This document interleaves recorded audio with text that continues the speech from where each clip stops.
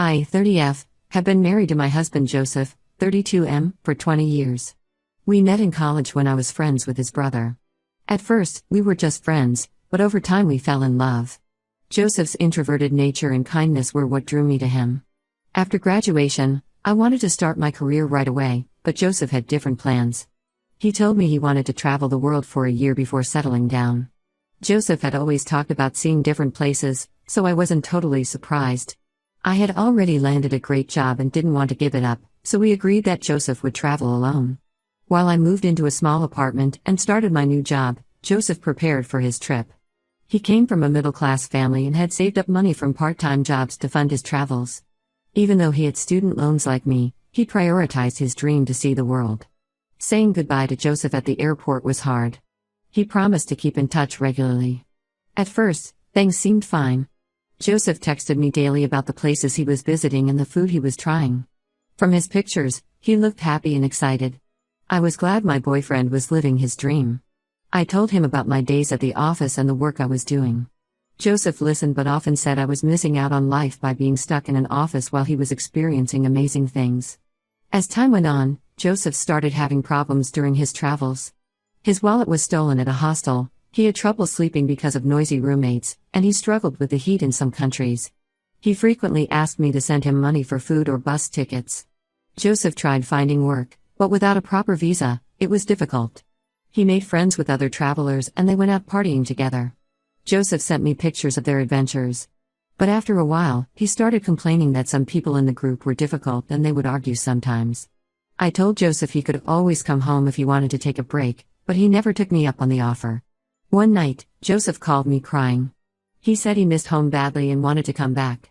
He had no money for a flight, so I booked one for him without hesitating.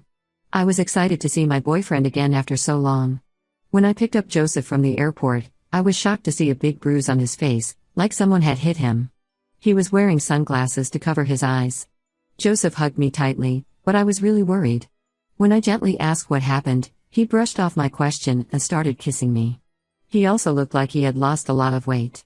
On the drive home, I asked again about his face. Joseph kept avoiding my questions, which made me even more concerned. But I decided to give him some space, hoping he'd open up on his own. At my place, Joseph was surprised how nice it looked. He said he missed sleeping in a real bed and taking hot showers. I let him get cleaned up while I did his laundry. For dinner, I made his favorite food and got his favorite drink from the store. As we started eating, I excitedly told Joseph about all the plans I had for us that weekend. Suddenly I noticed he had stopped eating. When I asked if everything was okay, I saw tears in his eyes. I went over to him, asking what was wrong. Joseph started crying hard and hugged me tight. Eventually, Joseph told me he had really messed up. I stayed quiet as he explained that something happened that he never meant to happen. When I asked if it was related to the bruise on his face, Joseph nodded, looking very guilty. He took a deep breath and told me he had gotten close to a girl in his travel group. My heart sank as Joseph said this girl was just like him, free-spirited and fun. He developed a crush on her without meaning to, and felt really bad about it. The girl also had a boyfriend, so Joseph knew he shouldn't do anything. But one night when Joseph called me crying, he and the rest of the group had gotten really drunk. Somehow Joseph and this girl ended up alone in an alley and she kissed him. Joseph admitted he liked it and didn't stop her. But then the girl's boyfriend found them and started yelling. The situation got worse and the boyfriend punched Joseph in the face. Embarrassed and upset, Joseph decided to end his trip early and come home to me. I sat there feeling numb as Joseph said he felt like he was losing his mind back then and didn't know what he was doing. He said now that he was back with me, he felt terribly guilty for cheating and knew he had to tell me the truth. After Joseph's confession, I felt shocked, hurt and betrayed. It was hard to breathe and I felt sick to my stomach. When Joseph called me crying, I didn't hesitate to book his flight home.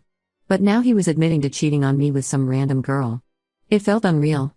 I ran to the bathroom, overwhelmed with emotions. Joseph followed me, apologizing over and over. He kept saying how sorry he was and that he wished he could take it all back. I couldn't stand being in the same room as him, so I grabbed my coat and left. I needed space to think. No matter how much I thought about it, I didn't know what to do. My boyfriend had cheated on me and said he enjoyed kissing another girl. But we also had a long history together and this was the first time he ever betrayed me like this. When he told me his travel plans, I never doubted him once because I knew what kind of person he was. What he did was totally out of character for him. Later that night when I came home, Joseph was asleep on the couch. It looked like he had been crying. I didn't wake him up. I spent the whole night tossing and turning, trying to figure out what to do next.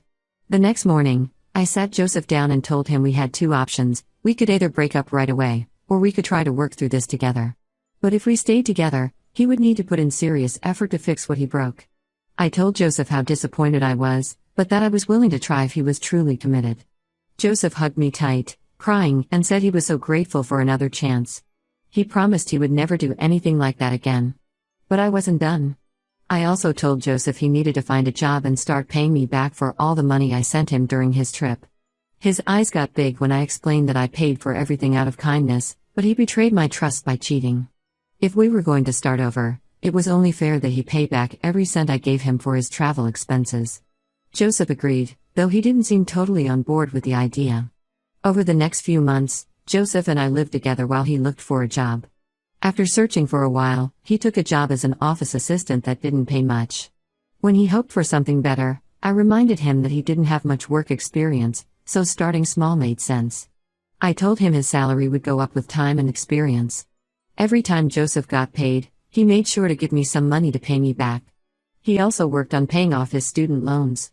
We split the rent based on our salaries, so Joseph paid his share while I covered most of the bills. I was okay with that arrangement as long as I saw him taking responsibility. Slowly but surely, we worked on rebuilding our relationship. I started to trust Joseph again and fell back in love with his smile and laugh. We met each other's families and grew closer. Eventually we talked about getting married. While Joseph wanted a big traditional wedding, I didn't want to spend thousands on one day. Instead, I suggested we use that money for an amazing honeymoon to several countries. Joseph loved that idea since we had never traveled internationally together.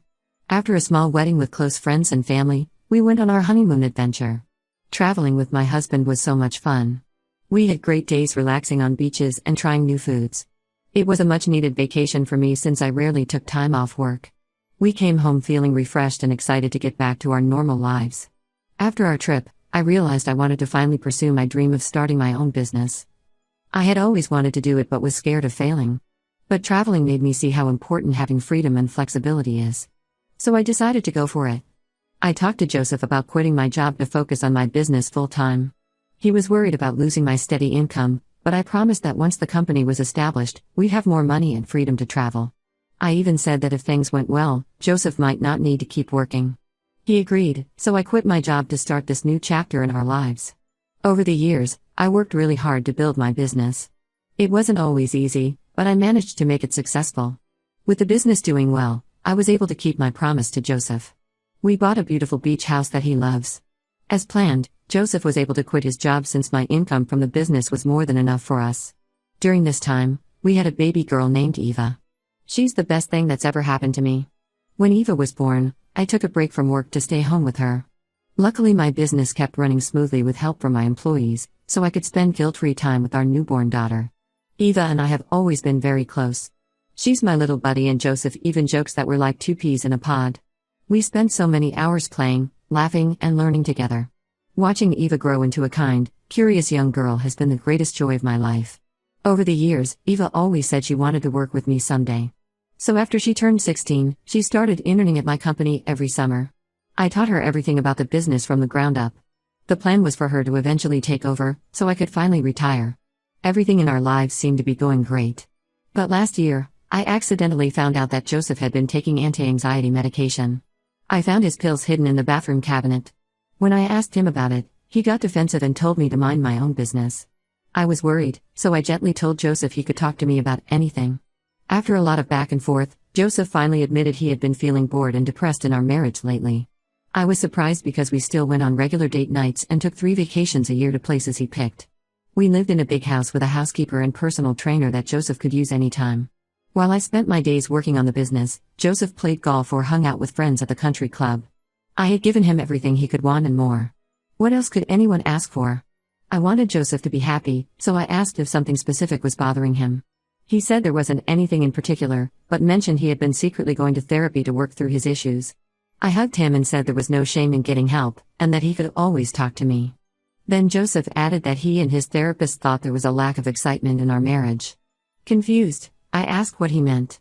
Joseph said that maybe we should try to add some mystery to our relationship by considering an open marriage.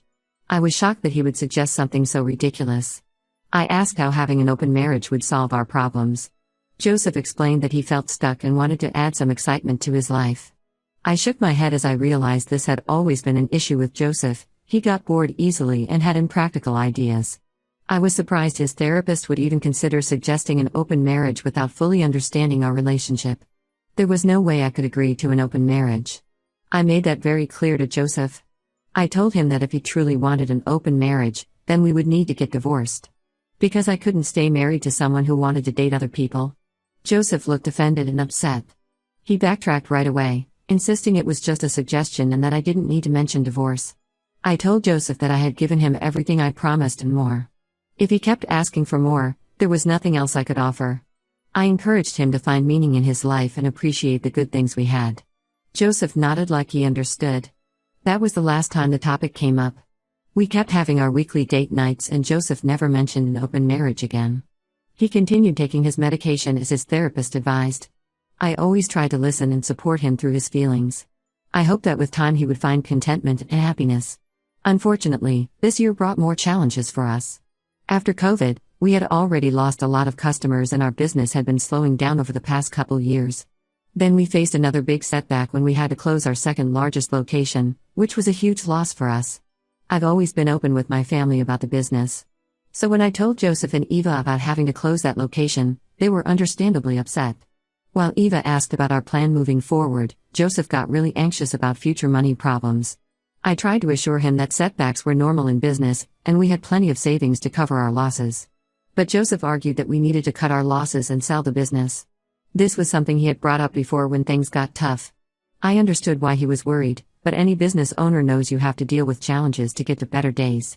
I believed we could recover if we gave it time. Since the business is our main source of income, I didn't want to give up so easily. I tried talking to Joseph about it, but he got mad and said I never consider his feelings. I tried to reassure him that I could handle everything, but he scoffed at me. Joseph said he was sick of hearing me say that. He even said maybe I should have just kept my old office job, since clearly I wasn't cut out to be a business owner. His words really hurt me. I couldn't believe he would say that, especially considering everything I've done for our family with money from my business. Our argument turned into a huge fight. Joseph yelled that he was done being married to a loser like me. He called me hurtful names like failure and incompetent before packing some of his things and saying he was leaving me. I was completely shocked by how Joseph was acting. I didn't understand why a simple talk about the business had turned into this.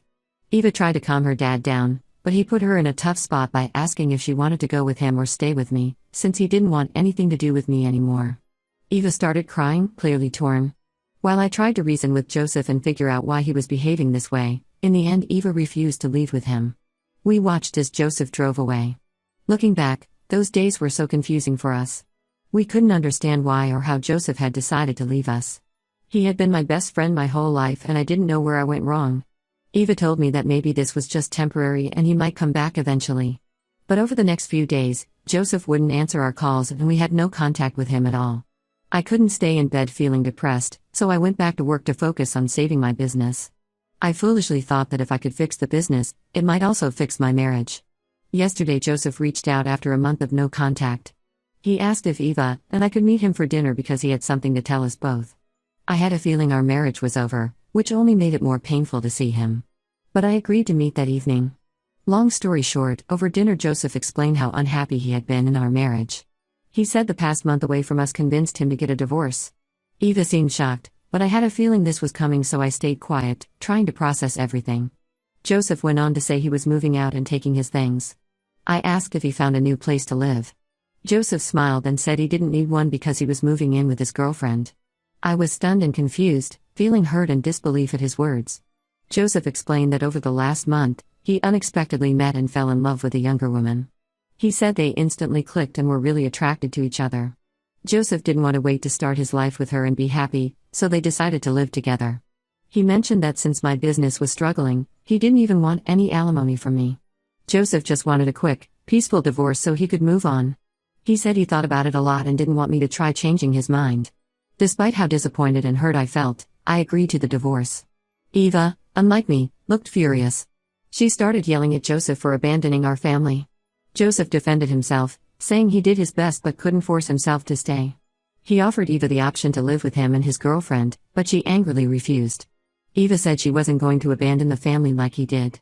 With tears in my eyes, I looked at my daughter as she squeezed my hand and told Joseph she would choose me over him any day. We didn't stay to talk more after that and quickly left. Since that dinner, I've noticed Eva has been unusually quiet. I even caught her crying in the bathroom once. It breaks my heart to see her going through this. I haven't even had time to process my own feelings yet. I want to scream and cry over how Joseph has betrayed us. I can't believe he's asking for a peaceful divorce as if I'm the one leaving him. Ida for wanting to fight with my husband for what he's putting our daughter through? Update 1. I'm glad I posted on Reddit because all of your comments and advice helped me calm down and think more clearly. You're right that I shouldn't engage with Joseph if he doesn't want alimony and wants to leave without a fight. I should let him go. It's like the trash taking itself out. I've talked to Eva and we've been spending a lot of quality time together. She's still upset, but we're supporting each other through this. We've been focusing on our hobbies and interests to keep our minds off the situation. Eva has been a tremendous help at the office too, showing real talent for the business. However, there's been an unexpected development. Yesterday, I received a call from Joseph's girlfriend, Natalie, 25F. She sounded distressed and asked if we could meet in person. Curious and a bit wary, I agreed to meet her at a local cafe. When I arrived, Natalie looked nervous and fidgety. After some small talk, she dropped a bombshell: she's pregnant with Joseph's child. Apparently, they had been seeing each other for months before Joseph left me, not just the past month as he claimed. Natalie said she felt guilty about the affair and wanted to come clean. She also revealed that Joseph had been lying to her about his marital status, claiming he was already divorced when they met. She only found out the truth recently when she overheard a phone call between Joseph and his lawyer. I was stunned by this information. The timeline Natalie provided meant Joseph had been cheating on me for almost a year. All those times he was golfing with friends or at therapy sessions were likely spent with her. Natalie apologized profusely, saying she never would have gotten involved with Joseph if she knew he was married. She seemed genuinely remorseful and scared about the pregnancy. Natalie mentioned that when she told Joseph about the baby, he became angry and told her to take care of it because he wasn't ready for more kids. I felt a mix of emotions: anger at Joseph's betrayal, pity for Natalie, and concern for the unborn child. Despite my hurt, I couldn't help but feel sorry for this young woman who had been manipulated by my husband. After our meeting, I went home and told Eva everything. She was furious at Joseph but also felt bad for Natalie and the baby. We decided to keep this information to ourselves for now, unsure of how to proceed. Now, I'm torn about what to do next. Part of me wants to confront Joseph and expose his lies. Another part wants to just proceed with the divorce quietly and wash my hands of the whole mess. I'm also concerned about Natalie and the baby's well-being, given Joseph's reaction to the pregnancy. I've contacted my lawyer to discuss how this new information might affect our divorce proceedings. She advised me that Joseph's infidelity and the existence of a child could potentially impact any financial settlements, despite his initial claim of not wanting alimony. Eva suggested we offer support to Natalie, arguing that she's as much a victim of Joseph's lies as we are. While I appreciate her compassion, I'm not sure if getting involved is the best idea. As for the business, I've been throwing myself into work. The distraction has been helpful, and I'm starting to see some improvements. Several loyal clients have stuck with us through this rough patch, and we're slowly regaining our footing. I'm still processing everything and trying to figure out the best way forward. The revelation of Joseph's long-term affair and the pregnancy have added layers of complexity to an already difficult situation. I'm doing my best to stay strong for Eva and for myself, but some days are harder than others. I'd appreciate any advice on how to handle this situation. Should I confront Joseph about his lies? Should we offer support to Natalie? How do I protect myself and Eva emotionally and financially through all of this? Update 2. It's been a whirlwind few months since my last update, and a lot has happened. I want to thank everyone for their advice and support. It's been invaluable during this challenging time. First, regarding Joseph and Natalie's situation, after much consideration, I decided to confront Joseph about his lies. I met him at a neutral location and laid out everything I knew. His reaction was a mix of shock, anger, and then, surprisingly, relief. He admitted to the affair and expressed regret for how he handled everything. However, the most shocking revelation came when Joseph confessed that he's not the father of Natalie's baby. Apparently, Natalie had been seeing multiple men, including Joseph, and wasn't sure who the father was. She had chosen to pin it on Joseph because he seemed the most financially stable. This news hit me hard. While I was angry at Joseph for his infidelity, I couldn't help but feel a twisted sense of justice that he had been deceived as well. Joseph seemed genuinely remorseful and asked for my forgiveness, but I made it clear that while I might forgive him someday, our marriage was over. As for Natalie, I decided to distance myself from her situation. It wasn't my responsibility to deal with her problems, and I needed to focus on healing myself and supporting Eva. On the business front, things have been looking up. The changes we implemented are starting to pay off, and we've even managed to expand into a new Josephette. Eva has been instrumental in this growth, showing a real knack for Josephetting and client relations. The divorce proceedings are moving forward smoothly. Given the circumstances, Joseph agreed to a fair settlement without any fuss. He's moving to another state for a fresh start, which I think is best for everyone involved. Eva has been my rock through all of this. She's shown incredible maturity and strength. We've grown even closer, and she's expressed interest in taking a more active role in the business after she finishes college. As for me, I've started to rediscover myself outside of my role as a wife and mother. I've joined a local business owners group and have been enjoying the camaraderie and support. I've also taken up painting as a hobby, something I always wanted to try but never found the time for before. I won't pretend it's all been easy. There are still days when the pain and anger resurface, but they're becoming less frequent. I'm learning to trust my instincts more and to value myself for who I am, not just for what I can provide to others. Looking back, I can see now that Joseph and I had grown apart long before his affair. We both made mistakes in our marriage, but I refuse to take blame for his choices. This experience has taught me a lot about resilience, self-worth, and the importance of honest communication in relationships. I'm cautiously optimistic about the future. While I'm not ready to think about dating yet, I'm open to the possibility of finding love again someday. For now, I'm focusing on my daughter, my business, and myself. Thank you all again for your support. Your words of encouragement have meant more than you know. Update 3. It's been half a year since my last update, and I wanted to share some final thoughts on this chapter of my life. The divorce was finalized 2 months ago.